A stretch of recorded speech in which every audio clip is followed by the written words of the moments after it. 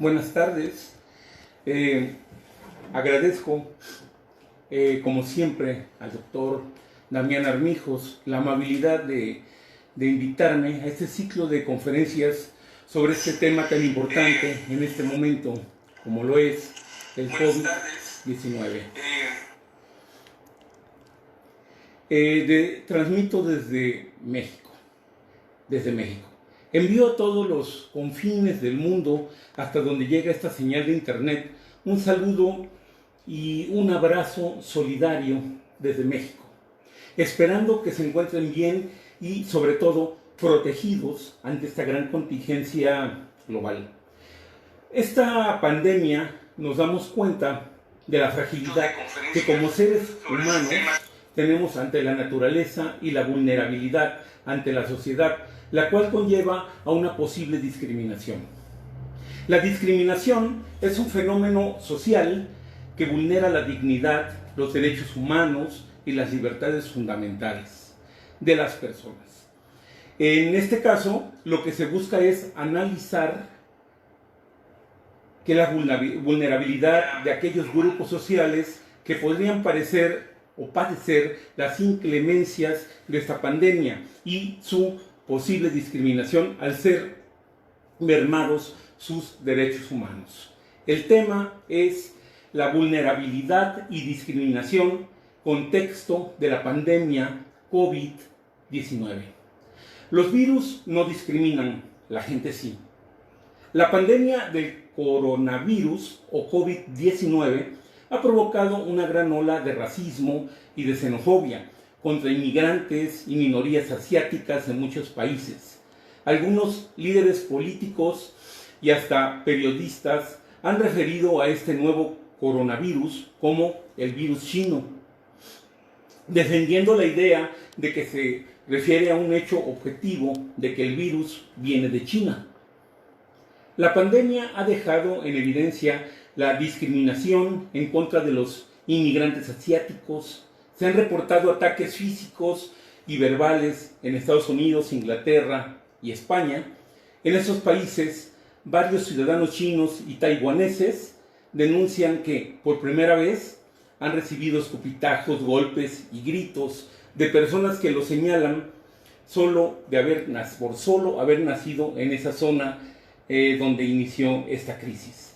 La Organización Mundial de la Salud ha dedicado varios puntos de prensa para aclarar esta desinformación y prejuicios respecto al virus. Entre ellos, la posibilidad de ser contaminados por productos de origen chino. Hay autoridades chinas que responsabilizan a líderes de opinión por alimentar esa animadversión.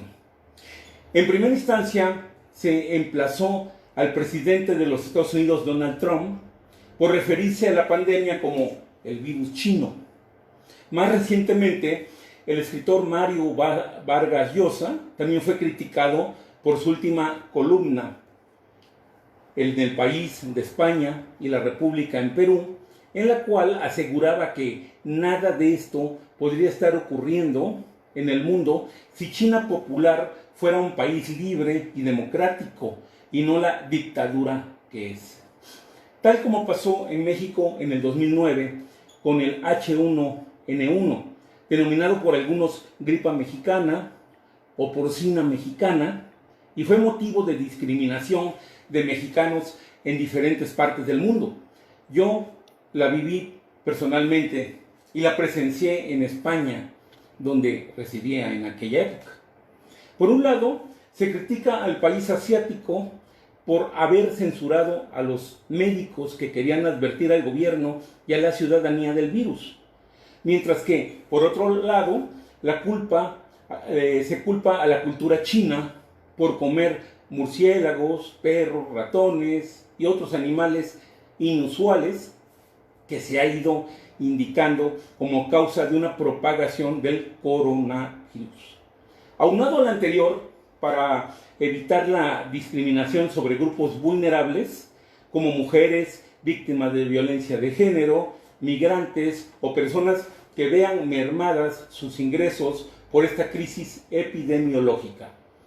implementarse las medidas que deben aplicarse ante la situación de crisis sanitaria en la que nos encontramos a nivel global y después de que la Organización Mundial de la Salud declarara la pandemia como consecuencia de la expansión del coronavirus, es vital que los derechos humanos se coloquen desde el principio en todos los esfuerzos de prevención, preparación, contención y tratamiento a fin de proteger mejor la salud pública y apoyar a los grupos y a las personas que están en mayor riesgo. Aunque los países pueden imponer ciertas restricciones a algunos derechos humanos a fin de proteger la salud pública con el argumento de la epidemia el COVID-19, con una declaración de estado de alarma, tales medidas han de coincidir con el marco general de los derechos humanos, tal como pasó en España, ¿sí? Se crea un estado de alarma, estado de alerta, y tiene que ser bajo la más estricta bajo el más estricto marco de los derechos humanos. Acorde a lo anterior, declaró Esteban Beltrán, director de Amnistía Internacional en España, lo siguiente: somos conscientes de que nos encontramos ante una situación extraordinaria y que hay que tomar medidas severas. Sabemos y agradecemos el esfuerzo de que diversos colectivos y de manera muy especial todo el personal sanitario está haciendo para poder paliar en la medida de lo posible esta situación cambiante. Y por supuesto, es necesario detener la expansión del virus y proteger especialmente a las personas vulnerables. Pero es imprescindible recordar que el respeto a los derechos humanos no es un lujo. El respeto a los derechos humanos bajo ninguna circunstancia es un lujo, que solo puede darse una vez que se haya minimizado la amenaza de la salud pública, sino que debe situarse en el centro de las medidas que se tomen, ¿sí? Ya esta ONG puso el punto donde debía de ser, al menos en España. Los estados deben tomar medidas urgentes para reducir los riesgos y efectos que, sobre los derechos humanos, tienen las restricciones que se imponen ante esta emergencia sanitaria. Esa respuesta debe ser inmediata, encontrando algunos grupos vulnerables, como por ejemplo, trabajadores de la salud, ¿sí? Que, bueno, ahí tenemos a Li Wenliang, que fue un médico, el primer médico que trató de paliar la situación del coronavirus en China, fallecido, ¿sí? Pero fue el primer héroe de estos trabajadores de salud. En primer lugar, frente a esta contingencia, pues tienen que continuar prestando los servicios a pesar de los riesgos personales para ellos y para sus familias. Entre los peligros que corren figuran la posibilidad de contraer el COVID-19 al realizar su trabajo, el exceso de horas de trabajo, la angustia psicológica y, sobre todo, el cansancio. Es necesario proporcionar equipo de protección personal adecuado y de calidad, información, formación y apoyo psicológico para facilitar la labor de enfermeros, enfermeras, médicos y demás personal implicado en la respuesta.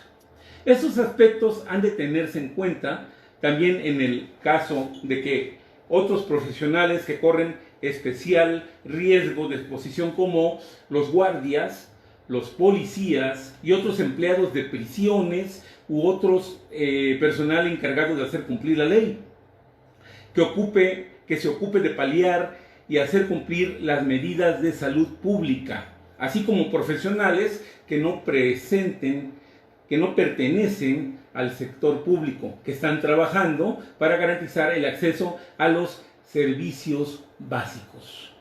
Deben garantizar también que se establezcan mecanismos para prestar apoyo a las familias de trabajadores de la salud y otras que han fallecido y caído enfermas como consecuencia de su exposición al virus. Seguridad social. Asimismo, se debe garantizar que todas las personas tengan acceso a la seguridad social, incluida la baja por enfermedad, la atención a la salud y la baja parental.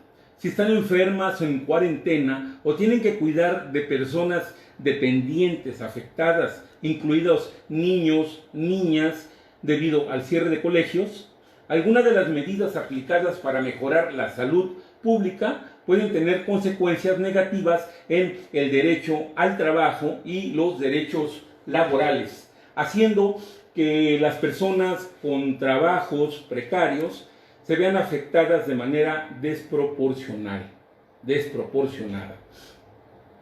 Entre ellas figuran, por ejemplo, los trabajadores migrantes, las personas sujetas a condiciones poco seguras o precarias de trabajo propias de la economía bajo demanda, las personas con bajos ingresos, las personas migrantes en situación administrativa irregular y las personas empleadas en el sector informal.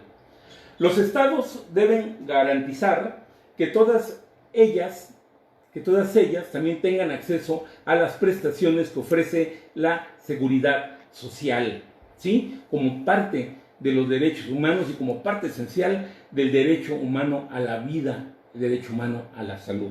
Libertad de circulación. Cuando se impongan las restricciones y prohibiciones de viaje, deben ser legítimas, necesarias y proporcionales. Es decir, ser las menos restrictivas de las alternativas posibles y no deben tener carácter discriminatorio, porque pueden afectar al derecho de la libertad de circulación. ¿Sí? Derecho de información. A todas las personas y comunidades afectadas se les debe garantizar el acceso a la información clara, accesible, oportuna y significativa sobre la naturaleza y el grado de amenaza para la salud, sobre las medidas que se tomen para mitigar los riesgos y también la información de alerta temprana sobre las posibles consecuencias futuras y las iniciativas de respuesta en curso. Cuando las respuestas de los estados al COVID-19 están basadas en restricciones de la información, falta de transparencia y censura, se corre el riesgo de que menoscaben el derecho a buscar, recibir, difundir informaciones e ideas de toda índole, y el derecho a acceder a información sobre la salud, poniendo en peligro la eficacia de las respuestas en materia de salud pública. Esto podría llegar a ser un crimen cuando las autoridades dan una información incorrecta, con falta de transparencia y confusa. Por ejemplo, en México, por un lado, el presidente decía que había que salir tranquilamente la ciudadanía a los restaurantes, a las playas, a donde que disfrutaran la libertad, y por otro lado, la Secretaría de Salud Federal decía lo contrario. Se podría estar cometiendo, de acuerdo al artículo 7º del Estatuto de Roma, un crimen de lesa humanidad, el cual, en su punto neurálgico, dice: a los efectos de este estatuto se entenderá por crimen de lesa humanidad cualquiera de los actos siguientes cuando se cometa como parte de un ataque generalizado o sistemático contra una población civil y con conocimiento de dicho ataque. En algunos ejemplos como el asesinato, el exterminio, y en la letra K dice: otros inhumanos de carácter similar que causen intencionalmente grandes sufrimientos o atenten gravemente contra la integridad física o la salud mental o física. Esto lo pongo en la mesa para posibles discusiones posteriores, y en el futuro ya se verá. Las cuarentenas. Las cuarentenas, cuando responden a una necesidad pública o social apremiante, pueden afectar el derecho a la libertad, a la seguridad social, y solo son permitidas si se ejecutan bajo la manera de la no discriminación, con una finalidad legítima y proporcional a ella. Deben ser de duración limitada y revisarse periódicamente. Y si hay varios tipos de limitaciones posibles, debe adoptarse la menos restrictiva. Derecho a la salud de los afectados. Las instalaciones y los servicios de salud y de atención médica, así como el acceso a la atención, las vacunas y las curas desarrolladas para combatir el COVID-19 en el futuro, deben estar disponibles en cantidad suficiente para todos los seres humanos, especialmente para los más vulnerables o marginados de la población, que deben tener acceso a estos sin discriminación, pues todos estamos esperando la vacuna de este mal. Esto de acuerdo a los estándares internacionales sobre el derecho a la salud. Para esto trabajarán todas las partes implicadas para garantizar y mantener como prioridad el respeto a los derechos humanos y el acceso a la salud de todo el mundo, ¿sí? Bajo la premisa de la universalidad de los derechos humanos. Cooperación internacional. La solidaridad y cooperación internacional ante esta pandemia son muy necesarias y decisivas. Los países con mayor capacidad económica y técnica para hacerlo deberán ayudar a los que tengan menos recursos a prepararse durante cualquier brote y ocuparse de él, porque nos damos cuenta que empieza en una parte del mundo, pero gracias a la globalización nos llega a todos. Deberán proporcionar a los demás estados y a las organizaciones internacionales la información pertinente sobre el grado de propagación del coronavirus en su jurisdicción y sobre sus consecuencias, así como la información de que disponga sobre su posible tratamiento. Muy importante eso, si ya hay un tratamiento, cómo se lleva la enfermedad para los que la tienen, ¿sí? Los que se quedan en casa, los que se quedan en cuarentena, deben de saber cómo paliar los efectos de dicha enfermedad. Salud física y mental. El apoyo psicosocial deberá estar disponible para las posibles consecuencias de la epidemia sobre salud mental y las medidas de contención posteriores como la ansiedad o la depresión, garantizando por los estados. Este tema es muy importante, el impacto de género, y muy de moda aparte. En emergencias de salud pública se ha visto cómo el género femenino son quienes desempeñan funciones de cuidado en mayor medida, tanto en el sector formal como en el sector social y de salud. En consecuencia, están en mayor riesgo de exposición a las enfermedades. Son estas las que deben enfrentarse a mayores retos y a desigualdades de género en el acceso a la salud y la toma de decisiones. Por lo tanto, todos los esfuerzos de respuesta deben incluir un análisis de género para garantizar que los derechos de las mujeres y las niñas estén protegidos y reciban un apoyo adecuado. Tema muy fuerte y muy importante. Esto incluye que determinados servicios como los de atención a mujeres que sufren violencia de género, en el caso, por ejemplo, de mi país, de México, existe el Instituto Nacional de la Mujer y los institutos estatales de la mujer que deben de dar este apoyo. Para esto, que sigan funcionando y que garanticen su protección en un momento especialmente vulnerable como es el encierro que están viviendo y que se están viviendo en la mayoría de los 181 países que están padeciendo esta enfermedad. Bueno, grupos vulnerables. La Organización Mundial de la Salud establece que las personas mayores de 60 años y con dolencias médicas preexistentes tales como asma, diabetes o cardiopatías son más susceptibles a enfermar de gravedad por el virus y, por lo tanto, los gobiernos deben hacer lo posible por protegerlas. Sin olvidar que también deben tener atención especial por parte de los gobiernos, y sus necesidades deben tenerse plenamente en cuenta en los planes y estrategias para que puedan acceder a los mismos servicios que el resto de la población, sin discriminación, las siguientes personas. Las personas que viven en la pobreza y con menor acceso a las medidas preventivas. Personas sin hogar que enfrentan a desafíos importantes para el autoaislamiento. Personas migrantes en situación administrativa irregular. Personas con ingresos más bajos y empleo inseguro.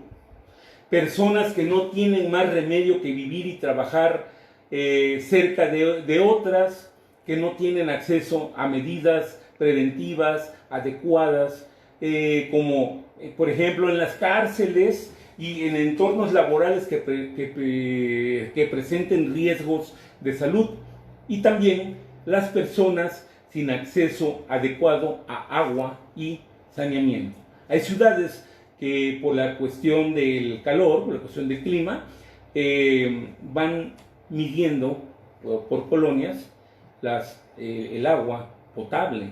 Entonces en estos momentos es algo tremendo, es algo muy fuerte. Estados Unidos, Italia, España y China son los países con más casos de coronavirus actualmente. En este momento son los más fuertes, sin dejar pasar algunos países latinoamericanos como Ecuador y Brasil y México, ¿sí? Algunas ONG, en especial Amnistía Internacional, son plenamente conscientes de la gravedad de la situación sanitaria de estos países y la necesidad de las medidas adoptadas tanto por el gobierno federal como por los gobiernos de los estados para proteger la salud pública como derecho humano, ¿sí? Como derecho humano irrenunciable, como derecho humano inseparable, ¿sí? La salud pública. Asimismo, es urgente incrementar la seguridad de los profesionales, como lo decía anteriormente, del sector sanitario, frente al potencial peligro de contagio del COVID-19, incluyendo para ello materiales de protección y el aumento de tests para la detención oportuna mismo, y esto se debe hacer en este momento en todo el mundo. Ámbito internacional. Es necesario que todas las personas que se encuentren en el mundo tengan acceso sin ningún tipo de discriminación a la atención sanitaria. Entre otras, las personas migrantes en situación administrativa irregular y las personas reagrupadas legalmente con sus familiares, tal y como indican las recomendaciones de la Organización de las Naciones Unidas.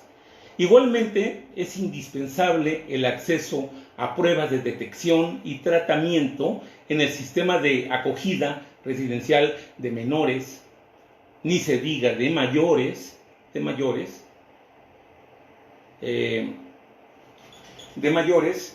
y centros de estancia temporal de inmigrantes, internamiento de extranjeros y prisiones, entre otros centros, y que se garantice la protección del personal médico sanitario que trabaje en los mismos, así como información para prevención del COVID-19.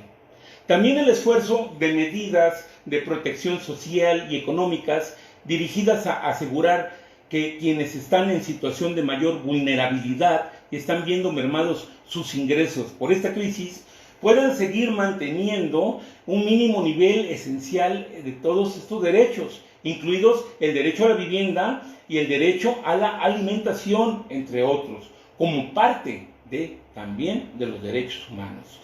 Es el caso especialmente preocupante de las personas sin hogar, para quienes las autoridades deben asegurar medidas que protejan su derecho a la salud.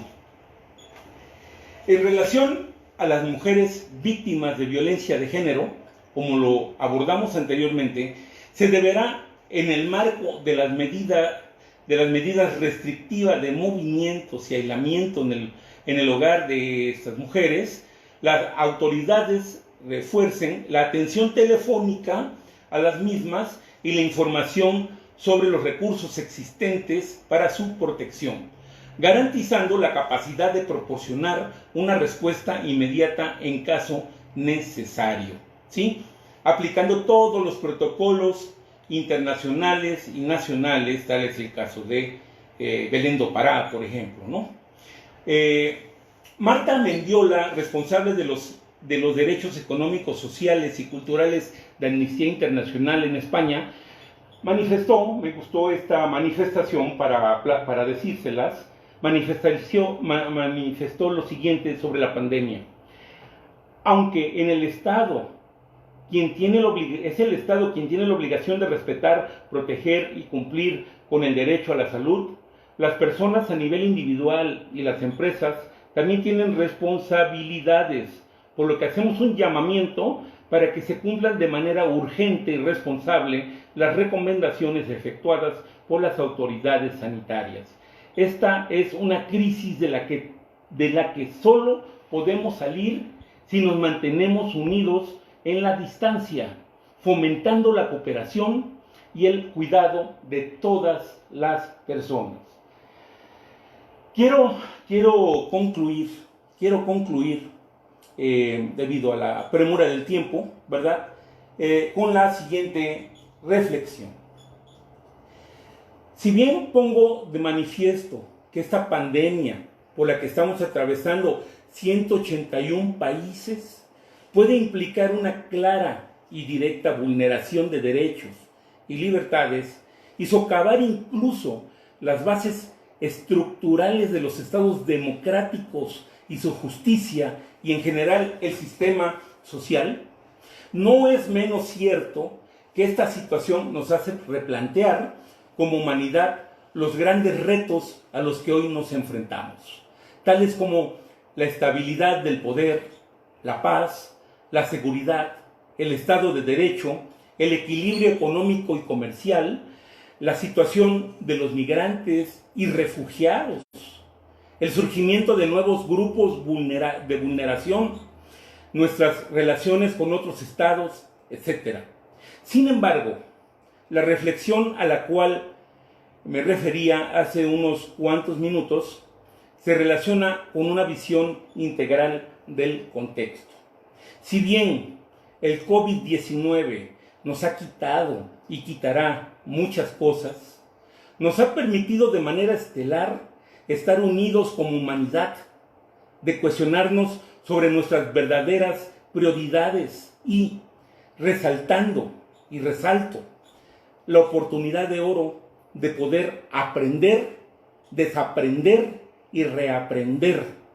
Es por ello que una de nuestras metas al fin de esto será responder de manera personal, familiar, nacional y global esta pregunta: ¿cuáles son los verdaderos aprendizajes que el COVID-19 trajo para la humanidad?